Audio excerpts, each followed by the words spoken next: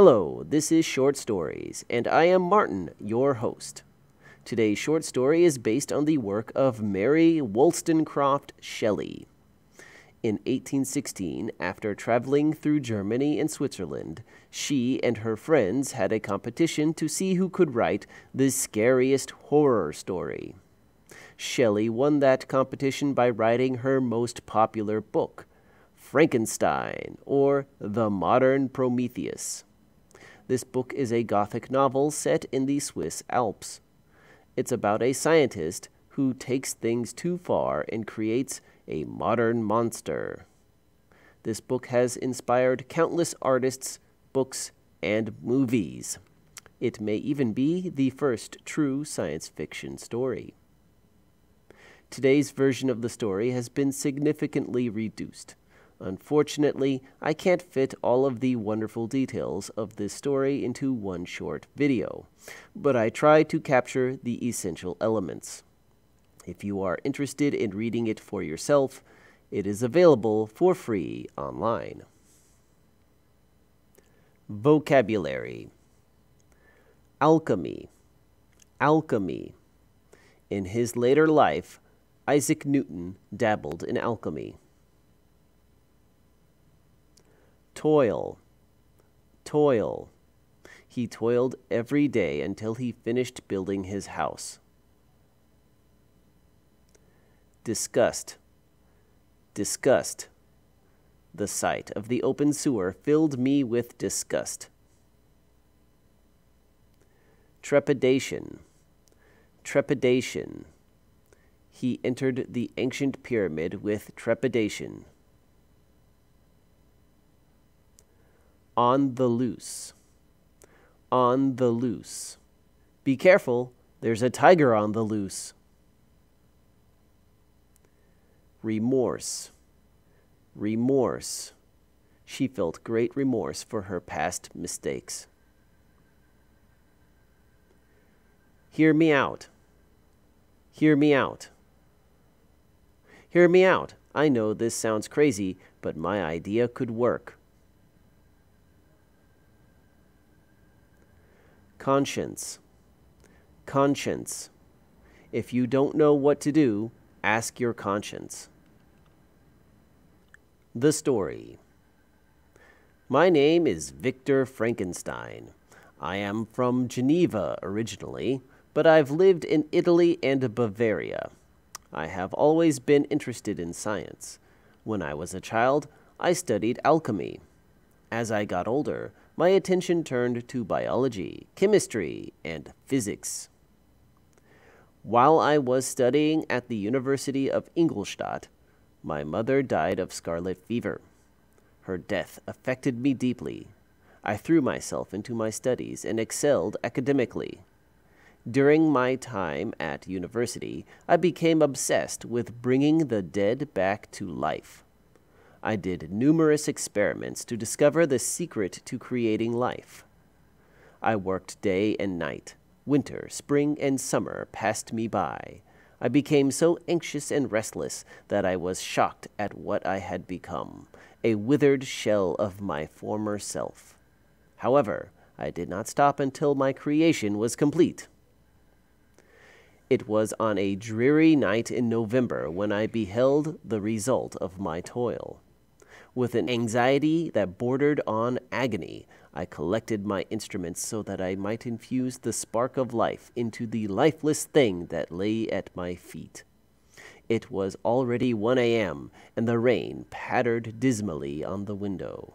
My candle was almost burnt out when, by the glimmer of the half-extinguished light, I saw the dull yellow eye of the creature open. "It's alive!" I cried. But my joy at success quickly turned to horror when I realized what I had created. The creature was huge, about 8 feet tall. I had to make it that tall in order to accommodate the implants. I had tried to make the creature as beautiful and perfect as possible. I took great pains to ensure that all his limbs were in proportion and his face well shaped. But good God! He was hideous. His skin was a sickly yellow, his eyes were watery and pale, and his lips black. Breathless horror and disgust filled my heart. I ran out of the room and hid under the covers of my bed. I thought perhaps it was all a dream, or I could make it a dream if I fell asleep. When morning came, I was almost too scared to go back into my laboratory. I entered with trepidation, expecting to see the monster I had created, but it was gone. I was very relieved at first, but I soon learned that a monster on the loose is much worse than a monster in your house. 4 months passed, and I was ready to put the events of that cold November night behind me. Unfortunately, I could not escape the curse that I had created. I received a letter from my father informing me that my younger brother William was dead. But that was not the end of the bad news. Not only was William dead, but the police suspected that Justine, our family's housekeeper whom I have known since I was a child, committed murder. I couldn't believe it. I knew that the monster I had created must have done it, because Justine loved William like her own son. I returned home to be with my family and to attend the trial. It was torture to watch the proceedings of the court. I was desperate to confess and take Justine's place, but I knew no one would believe me. So I sat there silently and let her be convicted and executed. My soul was torn by remorse, horror, and despair. I couldn't look my father in the eyes after that, and I avoided social interactions. Joy and happiness were torture to me. My only consolation was deep, dark, death-like solitude. So I left home and moved to a cabin deep in the Alps. While hiking up the mountain to my new home, I stopped to admire the beauty all around me. Although I was still racked by grief, I couldn't help but admire the silent beauty of an alpine glacier. As I sat there, I suddenly beheld the figure of a man who was approaching me at superhuman speed. He bounded over the cracks and ridges of the glacier as if they were nothing. It dawned on me that this was the monster that I had created. I felt such rage and horror that I couldn't move. I just stood there, waiting for the creature to arrive. "Devil!" I exclaimed. "Do you dare approach me?" The monster looked at me and said, "I thought you would say something like that." He stepped closer and said, "Hear me out. Let me tell you my side of the story." This is what he said to me. It is with considerable difficulty that I remember my first few days of life. Everything was a confused blur. It was a long time before I gained control of my senses. After escaping your laboratory, I spent the next few days wandering in the wilderness, feeding on berries and sleeping on the cold ground. I tried to ask some hikers for assistance, but they ran away in terror. I felt so alone. After a few more days of wandering, I found an abandoned cottage. I made my home there. While I was hiding and wallowing in my own sadness, I observed a family that lived nearby. It was by observing them and reading some abandoned books in my cottage that I gained a semblance of humanity. I grew very attached to this little family, and I surreptitiously helped them by performing small tasks for them. Eventually, I gathered the courage to approach them. I thought maybe we could be friends, but they were frightened of me. They attacked me and drove me away. It was then that I realized that I would never be accepted by humans. I traveled to Geneva to find you because you are my creator and are thus responsible for me. I was dumbfounded to hear this tale, but it still left some questions unanswered. I asked the creature to continue and explain why he had murdered my brother. He said, "On the way to Geneva, I came across a young girl who had fallen into a river. She was drowning and calling for help. I looked around and realized that I was the only one in the area, so I waded into the river and pulled her out. As soon as I reached the shore, the girl's father appeared. He stared at me with wide eyes. He quickly grabbed his daughter and placed her behind him. "Stay back, monster!" he yelled as he pointed his gun at me. I tried to explain what had happened, but he shot me. "Oh, cursed creator! Why did you make me?" At that moment, my feelings quickly switched from despair to rage. I howled at the man, and he ran away. From that moment on, I declared war on your species and on you, my creator. So I continued my journey to Geneva. I found your brother and killed him, and to increase your misery, I framed Justine for the murder. Now my plan is complete. I have had my revenge, and my thoughts now turn to the future. There is something that I need from you. I gazed at the monster and asked, "What do you want?" The creature replied, "You must create a female for me to be my bride. If you do this, you will never see me or her again. I will give up my war on you and all humans and live in peace in the vast wilderness with my mate." These words shook me to my core. 2 of these monsters?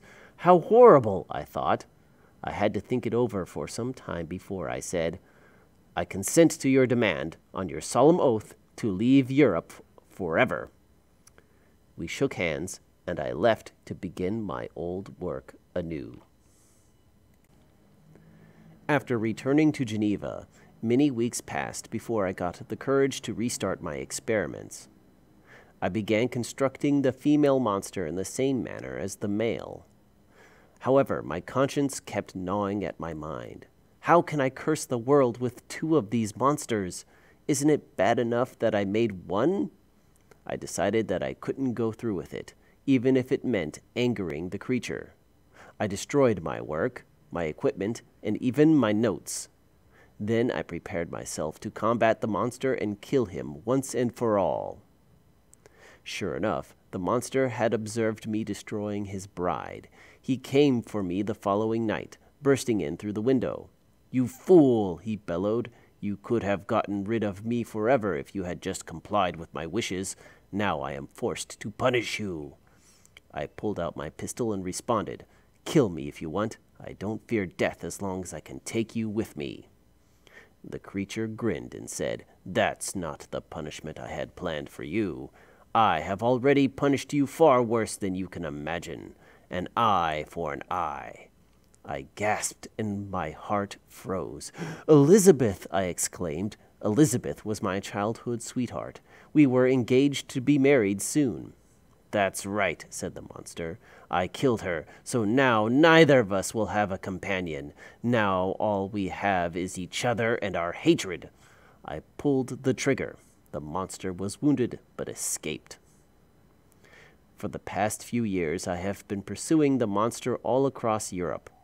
I followed him into Russia and all the way to the Arctic. I will not stop until I rid the world of my terrible creation. Questions. Number 1. Why was Frankenstein horrified by his creation?